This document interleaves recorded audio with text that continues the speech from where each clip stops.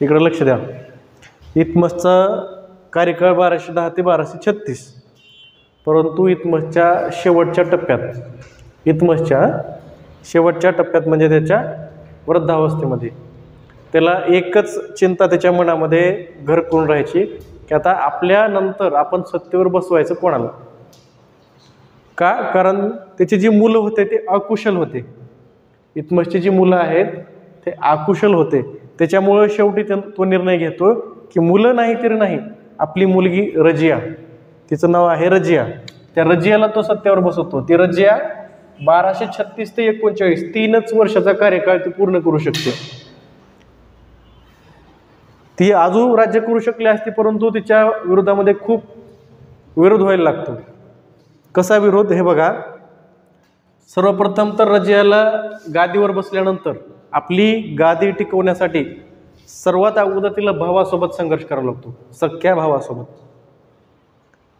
सख्या भावांचा पराभव करून नंतर तिच्या तोंडीनंतर मग तुर्क सरदार, म्हणजे ज्या सरदारावर हे पूर्ण साम्राज्य उभा झालेलं आहे असे तुर्क सरदार, तर त्या तुर्क सरदाराचा देखील ह्या रजियाला विरोध होता. का विरोध होता? तर इतमस जो आहे त्या तुर्क सरदाराला वेळोवेळी काय एकदम खुश ठेवायचा, आनंदी ठेवायचा, त्यांना जे हवं आहे ते द्यायचा. मग आता हे तुर्क सरदार हे मद्यपानात त्याच्यात इतकं गुंग झालेले होते की त्यांना येणारा जो शासक आहे इतमस नंतर तो त्यांना बाहुली पाहिजे होता. बाहुली कळतं? म्हणजे आपण जसं नाचवल तसं ते नाचणारा शासक त्यांना पाहिजे होता. पण त्याच्यामध्ये काय झालं, रजिया गादीवर बसली आणि गादीवर बसली पण ते तुर्क हे आमिर जे आहेत सरदार, तुर्क आमिर सरदार, त्यांना ती काय करायला लागली, त्यांच्या कामामध्ये अडथळा निर्माण व्हायला लागला. म्हणजे ह्यांना जे ऐश आराम मिळत होतं ते ऐश आराम कुठंतरी थोडं कमी व्हायला लागलं आणि हे काय करायला लागले, तिचा आता विरोध करायला लागले. साहजिकच आहे, आता आपल्याला काहीतरी काम करायला लागलं की आपल्याला कोणाचा तर लगेच चिड येते, राग येतं का नाही. मग तसंच आता तिला एकतर भावाविरुद्ध तिचा संघर्ष, त्याच्यात भावांचा पराभव केला, ठीक आहे, गादीवर बसली, परंतु नंतर तुर्क सरदार जे आहेत ते तिच्या विरोधी झाले. म्हणजे जे आमिर लोक आहेत ते सगळे आमिर तिच्या विरोधामध्ये झाले. त्यांना ह्या रजियाच्या बाबतचं काहीच आवडेनासं झालं. म्हणजे जो रजियाचा पोशाख होता एखाद्या मुलीसारखा पोशाख नव्हता, एक पुरुषाप्रमाणे ती पोशाख परिधान करायची, शिकार करायला जायचे, ती पडदा प्रथा जी आहे त्याचा ती काही म्हणजे त्याचा काय म्हणतात त्याचं पालन नाही करायचे. मग ह्या सगळ्या गोष्टीमुळं हेला खटकायचं, कोणाला? तुर्क आमिर लोकाला किंवा सरदार लोकाला ते खटकायचं. मग अशामध्येच हिच्या विरोधामध्ये एक ग्रुप बनला आणि त्या ग्रुपला पाठिंबा दिला निजाम, जो वजीर आहे, जो निजाम आहे तो वजीर आहे, तो वजीर पण त्या तुर्क सरदारांच्या बाजूने झाला. मग अशामध्ये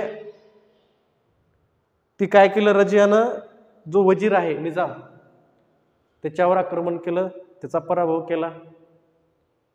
आणि त्याच्यानंतर ही जी रजिया बेगम आहे हिनं काय केलं होतं की जी उच्च पद आहेत, आज उच्च पद म्हणलं तर IAS IPS, deputy collector, DYSP, तसं ती जे अगोदर घराण्यामध्ये उच्च पद होतं, दरबारामध्ये जे उच्च पद होतं, तर त्या उच्च पदावरतीनं एक तुर्क नसलेला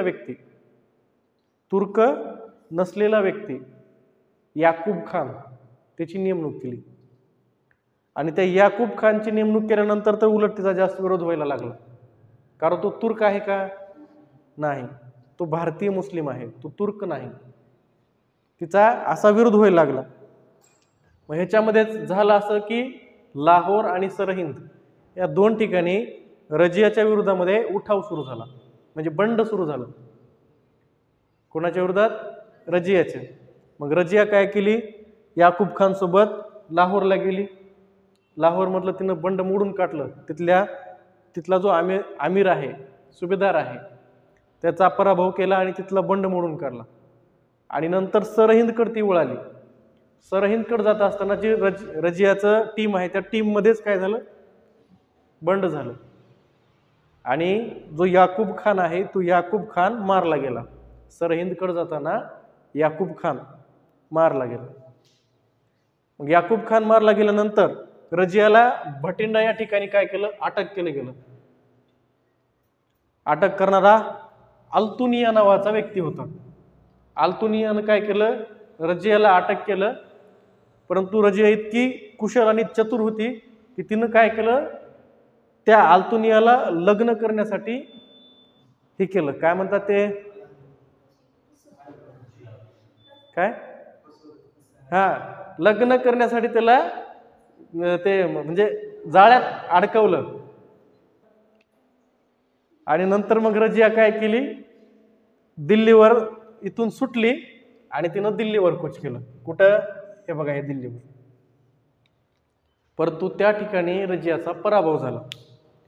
मग पराभव झाल्यानंतर स्वतःचा जीव वाचवण्यासाठी रजिया तिथून सुटली आणि जंगलामधून जात असताना जी जंगलामध्ये लुटारू लोक असतात का, त्या लुटारू लोकांकडून प्राणघातक हल्ला तिच्यावर झाला आणि त्याच्यामध्ये रजियाचा मृत्यू झाला. परंतु तिच्या काळामध्ये तिनं एकदम कायदा सुव्यवस्था सर्व व्यवस्थित केलेलं होतं.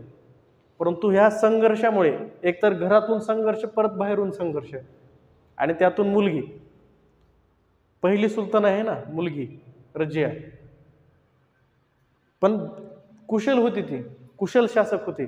परंतु अंतर्गत आणि बाह्य संघर्षामुळे तिला सत्ता, जी काही सत्ता आहे त्या सत्तेचा उपभोग घेता आला नाही. फक्त 3 वर्षाचा तिला कार्यकाळ मिळाला आणि 1239च्या दरम्यान तिचा काय झाला, मृत्यू झाला.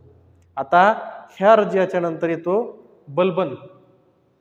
तो बलबन तर इतका म्हणजे कठोर, इतका कठोर आहे, इतका नियमित करणं, म्हणजे त्या बलबनमुळेच ही दिल्ली सल्तनत जी आहे ते टिकून राहिली असं म्हणता येईल आपल्याला.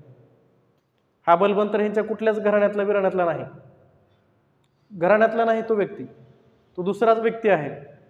ह्या घराण्यातल्या एका छोट्याशा मुलाला गादीवर बसवतो आणि त्याचा प्रशासक म्हणून स्वतः हे करतोय तो.